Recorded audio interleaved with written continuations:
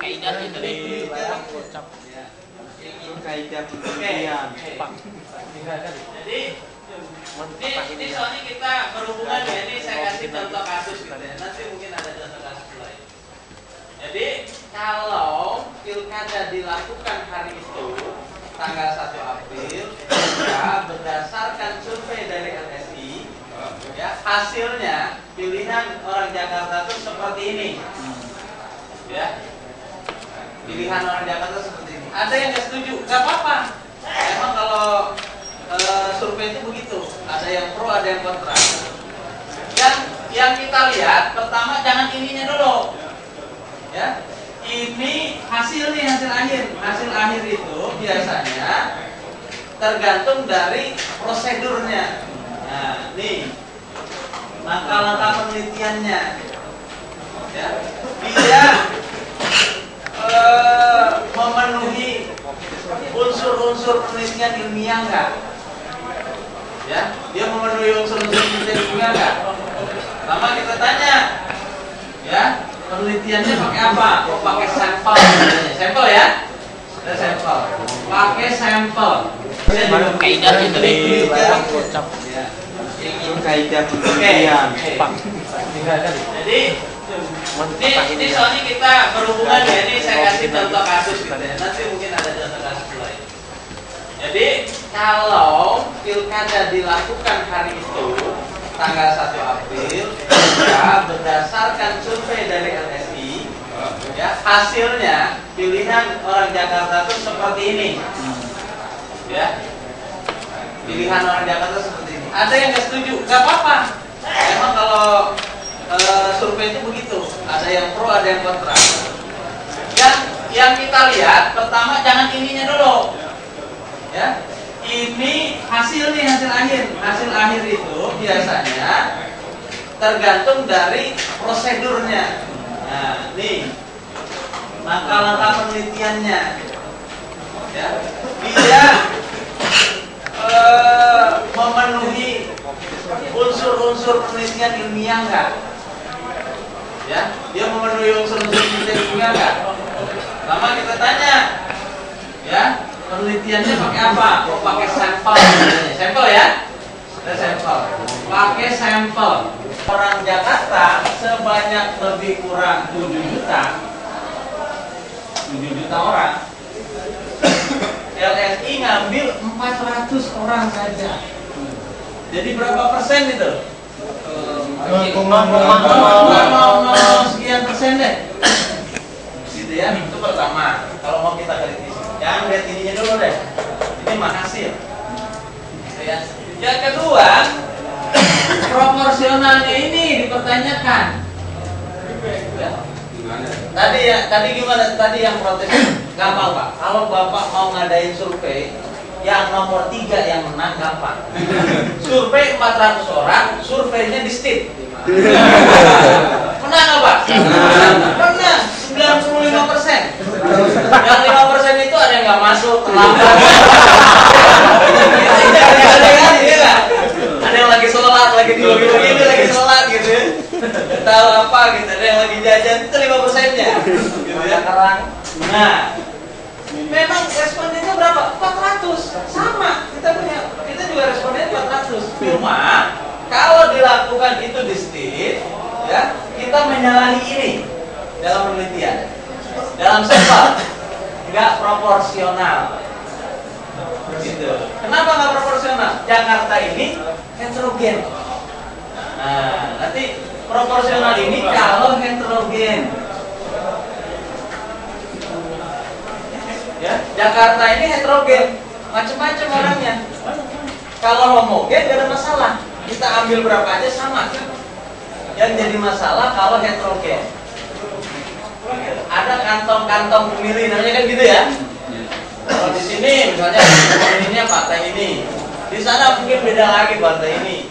Di daerah apa sih namanya, kampung ini partai ini. Nah, itu yang perlu dilihat proporsional Pak. Baru kemudian yang ketiga, nah ini susah untuk dibuktikan kalau nggak ngaku orangnya. Penelitian itu berdasarkan prosedur atau berdasarkan produser. Produser. Kalau berdasarkan prosedur, mungkin ini terpenuhi.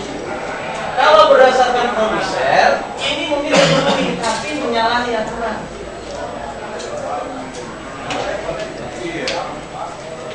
Dan hebatnya itu, yang namanya survei, itu nggak bisa disalahin, Pak. Nggak bisa disalahin. Ini berdasarkan survei saya. Kalau orang yang survei, silakan. Iya. Yang nggak setuju, silakan. Terus ternyata hasilnya salah, Pak. Misalnya kan, hasilnya ternyata ini misalnya tuh ini cuma 20%, ini 20%, ini 20%, ya adil deh ya. Ini 20%, ini 20%, 2, 3, 4, 5. Gimana tuh? Loh. Yang pilih kan di sini. Kalau ada pilih malah. Kan semuanya adil ya kan gitu. Terus kemudian ditanya, kok dulu Bapak Pak LS ini bikin apa? Bikin penelitian kok 49%, 14%, 80%, sekarang mana? Nggak terbukti. Katanya Lesi, gampang Pak jawabnya. Oh soalnya itu kalau dilakukan tanggal 1 April. Kalau dilakukan sekarang, ya beda. Gitu kan? Caranya begini jawabnya, ya kan? Selesai udah. Coba kalau dilakukan 1 April, hasilnya kayak saya nih. Karena dilakukan bulan Juni, hasilnya begini. Namanya manusia kan berubah, ya kan? Banyak faktor-faktor dan lain sebagainya. Jadi nggak pernah salah. Bapak juga kalau ngeluarin survei nggak pernah salah. Kalau Bapak bisa ngomongnya, yang penting Bapak bisa berargumen. Yang penting ininya deh, ya kelihatan terpenuhi. Ada sampel, ada random, gitu kan? Ya, ada metode, gitu ya, dan lain sebagainya. Apalagi ini udah punya nama, gitu dia keluarkan kan heboh tuh. Ya, tapi cara menjawabnya itu gampang. Itu kan kalau dilakukan tanggal 1 April. Kalau dilakukan bulan depan, mana kita tahu? Mana tahu, gitu kan? Nah, makanya Pak, ya saya bilang jangan marah dulu dengan ini. Gitu ya. Hasil ini ya harus dilihat ininya. Ini aja saya lihat udah 400 responden. Enggak apa? Yang mewakili dari 7.400.000 orang. Saya bikin survei yang ini menang 90% bisa ya kan? Ini semua kita tanya. Beres gitu ya. Bahkan 700 orang, atas 700 orang. Tambah STIU 200 orang, 900 orang. Responden saya 900 orang. Belum tetangga. 25% nomor 3 misalnya kan? Misalnya. Berarti DKI Jakarta ini nomor 3. Apa sih namanya? Yang menang nomor 3 misalnya. Bisa gitu. Tapi kan kita kan nggak punya nama masalahnya Pak. Begitu yang ngeluarin siapa? Pak Tony. Berdasarkan survei dari Tony, misalnya kan? Bahwa yang menang ini orang nggak mau dengar Pak. Siapa lu? Apakah? Misalnya kan? Nggak kredibel, misalnya kan? Bukan tadi maksudnya di contoh ini nggak kredibel. Jangan ngerti kredibel. Tony keluar, siapa itu Tony? Lembaga survei dari mana dia? Siapa ini? FKP. Begitu konferensi pers, Tony yang keluar gitu. Ya, udah kelihatan dah.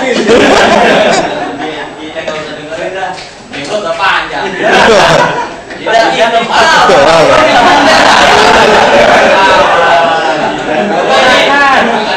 Ini udah memihak. Kalau yang minggunya panjang tidak dihitung udah memihak. Cingkrang. Terlalu cingkrang. Kredibilitas. Gitu ya. Golput ya, golput. Hah? Golput ya. Riau nggak ada orang di luar Jakarta ya. Nggak punya KTP Jakarta. Jadi gitu ya. Nah, jadi yang penting sebenarnya yang penting adalah bagaimana menyikapi ini, gitu ya. Bagaimana menyikapi ini menjadi sesuatu yang positif. Gitu ya. Lihat walaupun misalnya apa sih namanya dari luar gitu ya. Saya lihat yang bagus menyikapi itu ya yang ini di Jokowi. Dia bilang ya saya berterima kasih. Nah itu berarti saya harus bekerja keras. Ya, misalnya gitu ya. Saya kira ya orang tuh jadi terpacu bagus gitu ya. Tapi kita nggak usah percaya ini karena respondennya sudah kurang, proporsionalnya juga dia nggak bilang di mana kantong-kantong orang Jakarta gitu kan, yang orang Betawi aja udah kepecah misalnya kan. Terus kemudian yang orang Jawa juga terpecah gitu ya, dan lain sebagainya. Saya kira ya, berdasarkan apa sih namanya, berdasarkan rasional aja ini kayaknya ya, berdasarkan rasional kita kan, yang namanya penelitian juga hasilnya kan kita harus lihat secara rasional juga. Ini mungkin secara rasional gitu ya. Kalau nggak mungkin ya kita bisa lihat nanti hasilnya. Kita bisa lihat prosedurnya. Saya kira gitu ya. Padahal saya juga bingung, padahal ini kredibel. Ya, kredibel. Dia sudah membangun kredibilitas. Ya, setiap yang dia katakan orang percaya. Kalau orang kredibel itu gitu ya. Tetapi kalau di sini dia nanti nggak dipercaya, ini juga bahaya ya. Orang akan tulis ya, kepercayaannya. Orang mungkin apa sih namanya nggak mau pakai lagi atau sedikit ya makin. Tapi psikologis dia sih tahu sih, psikologis orang Indonesia, ya umumnya orang Jakarta juga mungkin ya, itu orang kita itu gampang memaafkan. Itu orang bikin salah gitu ya, sebulan kemudian udah lupa, dimaafkan.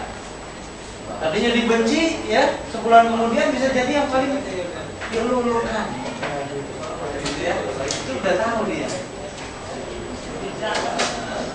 Jadi ya itu Pak ya. Jadi survei itu kita lihat prosedurnya.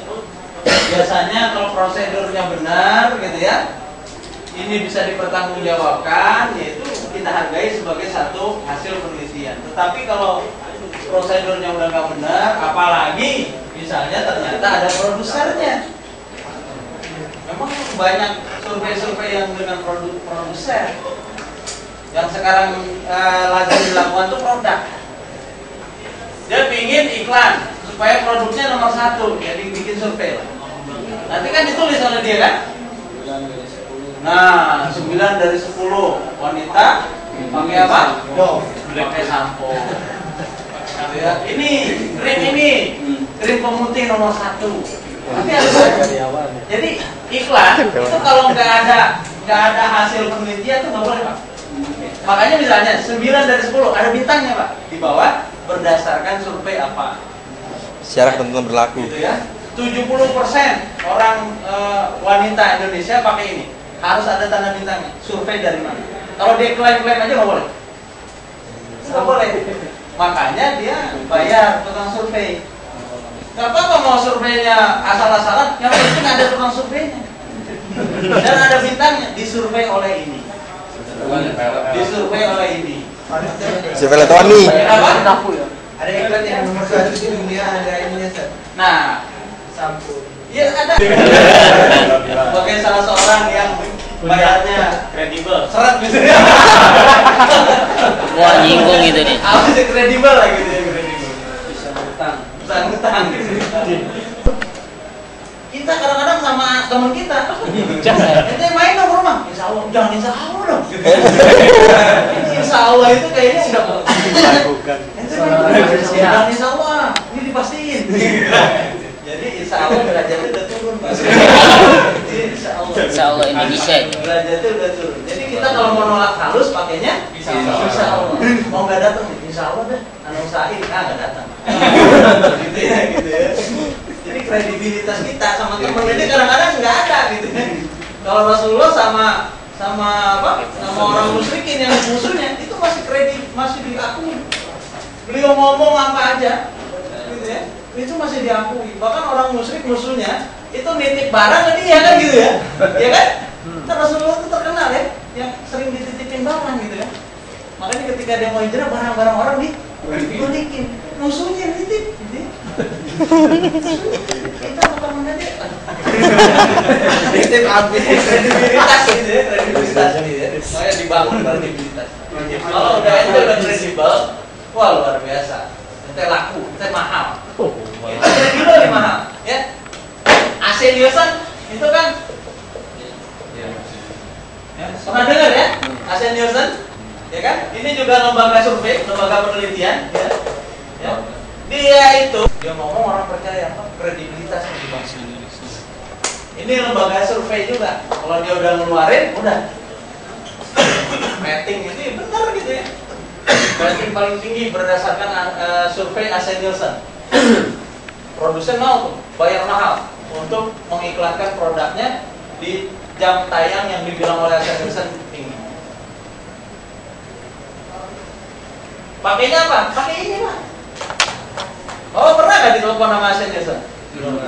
Belum pernah? Berarti Bapak jarang nonton TV. AC Nielsen itu pakai telepon. Gak punya telepon Pak. Gak punya TV, gak punya telepon Pak. Apa tinggal di gitu ya. Jadi di telepon aja apa gimana? Pakai alat ada yang ditaruhin alat gitu ya. Sederhana kok. Pakai sampel. Paling berapa ribu orang atau berapa ribu orang. Pakainya sampel, pakai ginian juga nih, langkah-langkah ini gitu.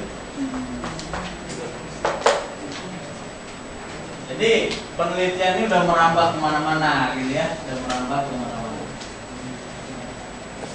Untuk memuaskan keingintahuan orang. Itu sekarang juga dipergunakan untuk kampanye, dipergunakan untuk bisnis dan lain sebagainya. Oleh karena itulah penelitian itu berkembang. Kenapa? Ya karena bisa menguntungkan. Ya, kalau manusia itu hal-hal yang menguntungkan biasanya berkembang, tapi hal-hal yang tidak menguntungkan biasanya mati, ya kan?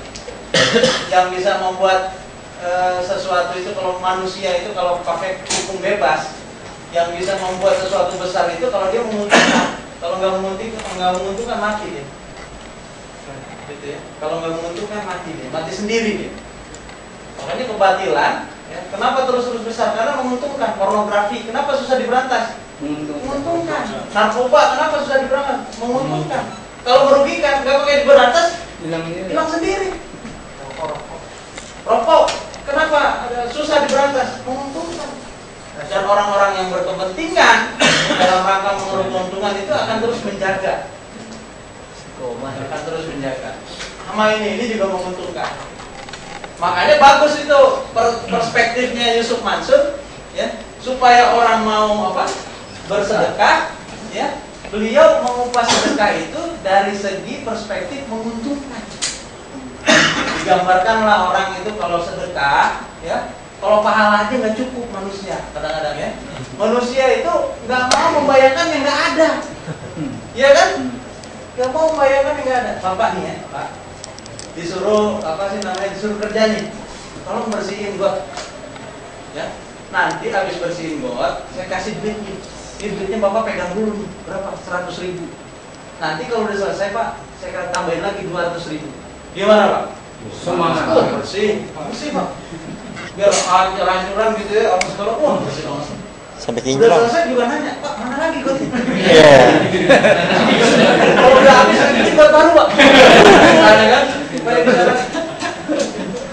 Tapi orang belum tentu semangat kalau dibilang Pak, Bapak apa sih namanya bersihin got Pak, Bapak akan mendapatkan pahala yang berlipat ganda.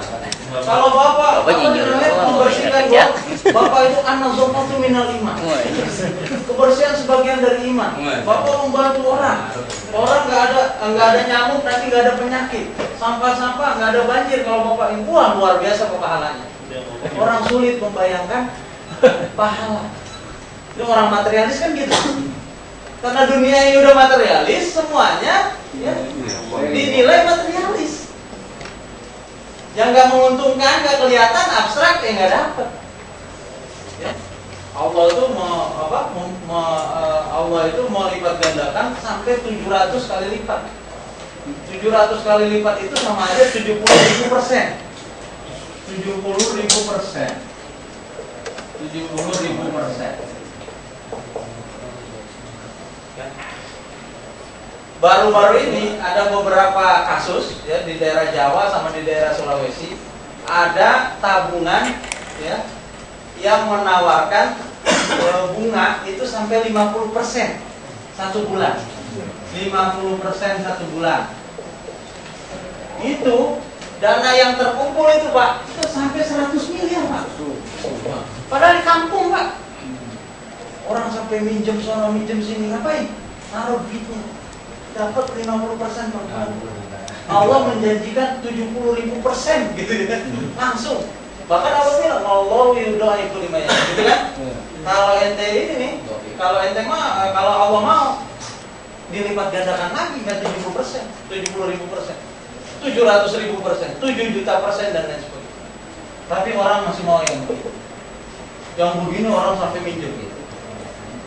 Ada bisnis permata dulu kan, rame-rame itu ya, sampai banyak yang kena gitu kan. Bisnis permata, wah, kenapa kelihatan? Kalau yang ini nggak kelihatan, gimana nggak kelihatan? Gitu ya, kelihatan. Makanya kita nggak tertarik. Nah, gitu ya. Jadi orang tuh maunya yang kelihatan aja. Surga dan neraka, gitu ya. Kenapa orang nggak takut? Nggak kelihatan. Kadang-kadang kita lupa. Makanya sahabat Nabi, sahabat Rasul itu dibilang imannya itu benar-benar hebat, asbahna mu'minan haqqan gitu kan. Ketika seorang sahabat ditanya Rasul, gitu ya, kaifa asbahta ya Haris? Si Haris bilang apa? Asbahtu mu'minan haqqan. Bagaimana kabarmu ya Haris? Kabar saya ini alhamdulillah, iman saya benar-benar mantap. Kalau kita orang materialis, ditanya sama teman gimana kabar? Aduh, benar-benar. Istri aneh udah minta ini, minta bayaran belum, macam-macam. Gimana kabar ente? Aduh, Kayak. aneh belum dapat jodoh juga nih. Gimana kabar gitu? Karena kita materialis Pak. Nada Kita apa? seperti sahabat. Kalau sahabat langsung Pak, langsung asbatu mu'minan. Saya tuh benar-benar mantap keimanan saya. Ditanya lagi ya Rasul, emang ente keimanannya benar-benar mantap gimana gitu ya? Ya katanya sahabat itu, saya seakan-akan melihat surga di depan saya. Saya seakan-akan melihat neraka di depan saya. Orang kalau udah bisa seakan-akan melihat surga, seakan-akan melihat neraka, sama kayak orang ya, kalau mau kerja udah megang duit 1 juta, 2 juta, luar biasa. Nah itulah yang dibilang oleh sahabat-sahabat Nabi begitu. Kalau kita enggak, nah kita lihat sinetron mulu gitu kan, ditimbul lah. Kita nggak bisa. Makanya kita nggak sehebat mereka gitu ya. Motivasinya itu kurang. Kita kembali ke sini. Ini kenapa ini berkembang? Karena ada keuntungan, gitu ya. Makanya dunia penelitian itu berkembang Pak, kemana-mana dia. Dunia penelitian itu berkembang. Zaman dulu ya seperti kita pernah bahas kemarin, ya, zaman dulu orang digerakkan, penelitian digerakkan oleh motivasinya, motivasi dalam apa? Motivasi agama.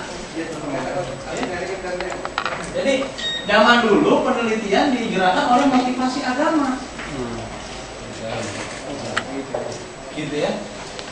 Makanya Islam itu tersebar salah satunya lewat ekspedisi Pak. Ibnu Battuta gitu kan. Katanya yang di Cina itu Laksamana Cheng Ho gitu kan. Terus ada pedagang-pedagang Arab gitu ya. Mereka berdagang, mereka termotivasi oleh motivasi agama. Saya ini ingin berdakwah sampai ya, mengelilingi, menyeberangi laut. Gitu ya. Mencari madu. Kalau kita mampu pada datang, kitanya nggak mau. Apa? Anda nggak punya waktu nih. Anda nggak siap. Jangan padat macam-macam lah gitu ya. Zaman apa sih namanya? Nabi Nuh gitu ya. Itu dakwah 950 tahun. 900 tahun ya. Berdakwah sedikit itu apa sih namanya? Matinya sedikit gitu ya. Baru ngadu ke Allah, udah 900 tahun baru ngadu ke Allah. Ini da'autu qaumi lailan wa nahar. Ya Allah, saya itu udah dakwah siang malam ratusan tahun. Nabi Nuh itu baru ngadu, udah dakwah siang malam ratusan tahun baru ngadu ke Allah.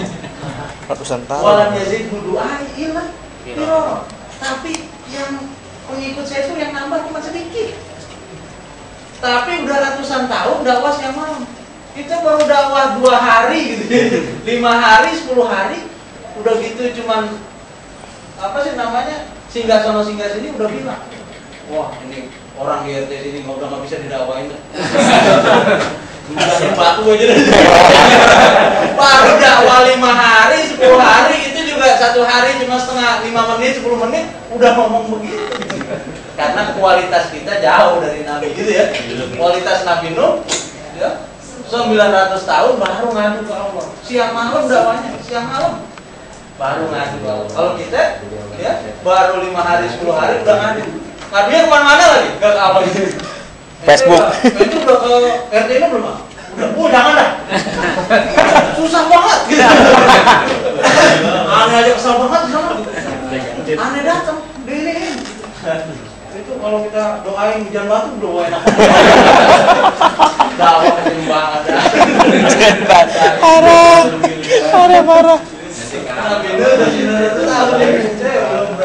Itu ya motivasi gitu ya. Oke, kita kembali ke sini. Nah, jadi penelitian. Kita sampai jam berapa nih? Baru 20 menit. Sampai habis itu. Slide-nya aja belum pegang. Iya. Oh iya, absen. Ketua kelasnya ambil aja absen. Ambil mul. Iya, mul. Jadi ambil. Pahala ikhlas. Ketua kelasnya kuliah di. Oh iya, kita tolong ya. Abadi udah. Berapa komisi? 7.000% mau nggak? Oke. Kita kembali ya ke sini. Balik lab. Nah, langkah-langkah penelitian secara umum ya seperti inilah. Yang pertama, pilih tema, pilih topik. Tapi ini nggak kaku ya. Jadi kita dapat tema, dapat topik. Kadang-kadang kita dapat masalah dulu, gitu ya. Dapat masalah baru timbul nih, apa nih, gitu ya. Nah, kayak kalau penelitian-penelitian yang sifatnya bisnis ya dia biasanya dipesan. Kalau LSI dia mungkin musiman. Oh ini belum ada yang nyurvei nih Jakarta, ayo kita survei, gitu ya.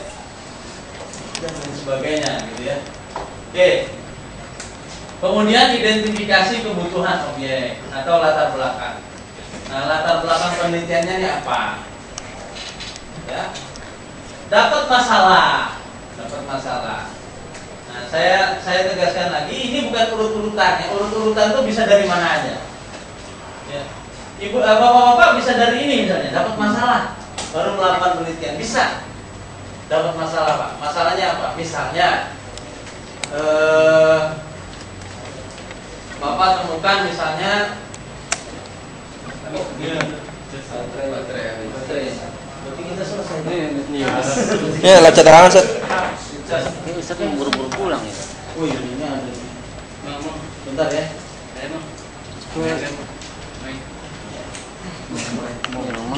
Hal mata kuliah, apalagi menghafal Quran. Menghafal Quran itu sulit, ya. Kalau kita banyak dosa. Kalau nggak banyak dosa, oh kalau gitu kita contohnya masalah kita belum dapat jodoh. Betul. Kenapa belum jodoh? Masalahnya apa jodoh? Nggak berani. Pak Bowo nih Belum mampu. yang udah dapat pulang. Ini masalah, gitu ya kan? Gak normal. Parah. Begini ya Pak ya. Jujur Ada kan? mahasiswa kita, ada mahasiswa kita bikin penelitian, penelitiannya tentang jodoh dari internet. Efektivitas media internet dalam mencari jodoh. Saya tanya dia, ente dapat jodohnya dari mana? Dari internet. Apa ya? Ternyata dia pelakunya. Kan? Maksudnya dia tuh udah melakukan gitu ya. Buktikan. Istri ente juga gandrung internet, iya gitu ya. Jadi kita ketemu di internet gitu ya. Saya tanya, ente masang waktu di internet masang foto siapa sih?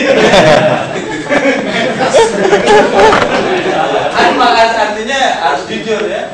Foto foto yang lain. Oke.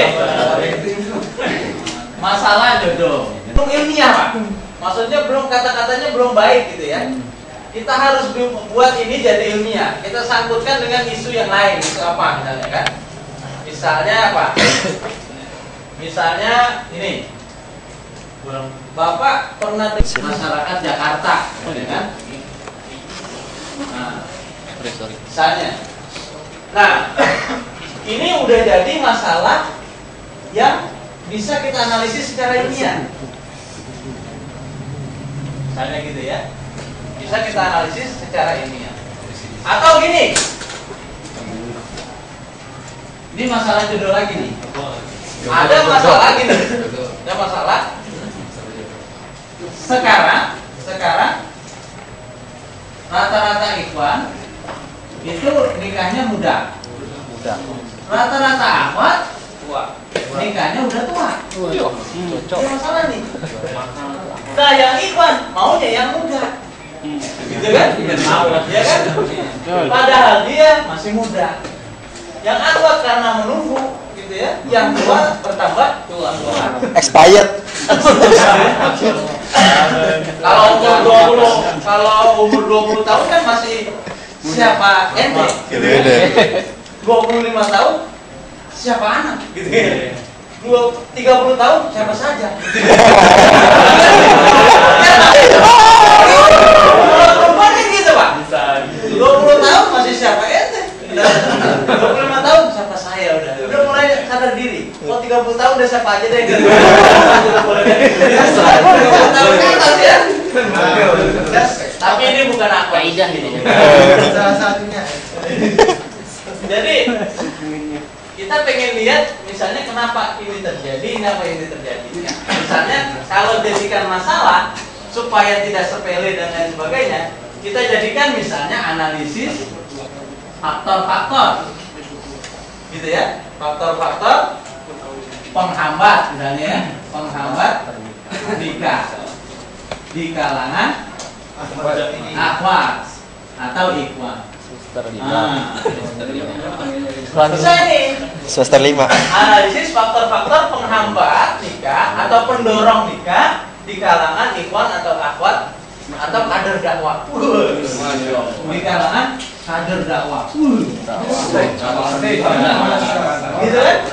Nah, ini jadi sesuatu yang bisa kita analisis secara ilmiah. Maksudnya gitu. Ya, masalah mungkin masalah jodoh mungkin masih luas. Nah, kita kemudian kerucutkan. Kira-kira masalah jodoh yang saya mau angkat apa? Banyak masalah jodoh. Yang mau saya angkat apa? Yang mau saya angkat adalah fenomena penghambat atau pendorong nikah kader dakwah. Studi kasusnya di mana? Supaya mudah. Studi kasus mahasiswa studi. Semester. Soalnya ya, atau mahasiswi studi, kalau yang akhwat. Kita pengen tahu apa penyebabnya. Misalnya kan, observasi. Ya, wawancara mendalam. Itu harus wawancara mendalam, nggak bisa pakai angket, Pak. Nggak bisa. Kalau pakai angket itu nggak bisa ini. Nah, kalau mendalam nggak apa-apa sampai curhat. Ya kalau yang akhwat ya yang mewawancarai yang akhwat. Gitu mul. Kalau curhat ikhwan dengan akhwat itu bahaya. Pertama cuma curhat, gitu kan sering begitu ya. Jangan berbagi. Kan pertama kan curhat lah gitu kan, lama-lama kan akhwat lah, nggak usah lah. Jadi minta tolong aja, yang akhwat minta tolong gitu ya. Nanti observasi, wawancara mendalam yang akhwat, yang ikhwan dengan syarat misalnya ya jangan disebutkan namanya. Kita akan ambil responden berapa? 10, 20, 30 nggak apa-apa. Wawancaranya mendalam. Ini jadi masalah. Wawancara siapa di sini yang belum nikah? Tony tuh. Francisco. Tony. Ini Kira nggak Bowo. apa-apa ya, nggak ada masalah ya. Baru semester 5 kan macam-macam ya, ada yang udah nikah, ada yang belum. 20 tahun umurnya Pak. Baru 20-an tahun ke atas. Ada yang udah punya cucu deh. Ini nggak apa-apa. Belum 2 kali. Kalau laki-laki itu masih Muda lagi. bisa gitu ya. Bisa produksi. Memorinya di mana? Oke, kemudian apa? Studi pustaka lah, telah teori. Ya. Penelitian juga bisa dimulai dari studi pustaka atau telah teori. Kita baca buku, kemudian di buku itu ada teori yang menurut kita menarik. Nah, itu bisa jadikan penelitian, bisa. Ini hipotesis, boleh ada, boleh tidak. Ya, hipotesis itu dugaan sementara. Gitu ya. Nah, sampai sini, gitu ya. Ini kita bisa berbulak-balik, gitu ya. Berbulak-balik nggak apa-apa, gitu ya. Cuma kalau di sini, ini kayaknya sudah harus urut ini, gitu ya. Jadi variabel dan data penelitian, identifikasi variabel, ya. Identifikasi variabel dan data penelitian. Jadi kalau penelitian, tema itu dijadikan variabel, Pak. Gitu ya. Tema itu dijadikan variabel. Misalnya perilaku, akhlak. Akhlaknya harus dijadikan variabel. Variabel akhlak. Variabel itu harus ada indikatornya. Indikator harus ada definisinya. Definisi operasionalnya. Akhlak itu apa? Apa yang dimaksud dengan akhlak? Gitu ya. Akhlak adalah ini. Akhlak yang baik. Apa indikatornya akhlak? Gitu ya. Makanya kalau melakukan penelitian, variabelnya yang gampang dibuat indikatornya. Apa sih indikator akhlak yang baik? Apa sih definisi akhlak itu? Gitu, misalnya. Terus apa lagi? Nah, ini penentuan sampling. Kalau kita pakai sampel. Sampelnya tadi misalnya ya, faktor analisis, faktor-faktor penghambat atau pendorong nikah. Itu di kasusnya Stid Al-Hikmah, mahasiswa. Kita ambil mahasiswanya, berapa? 20, 30. Gak ada masalah. Stid itu misalnya kita anggap homogen.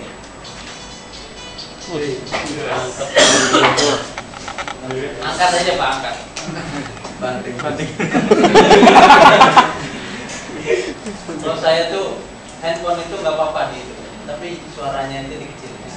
Takut penting Pak. Kalau handphone kita nggak boleh pakai handphone dimatikan. Saya takut nanti kalau ada telepon iya kan?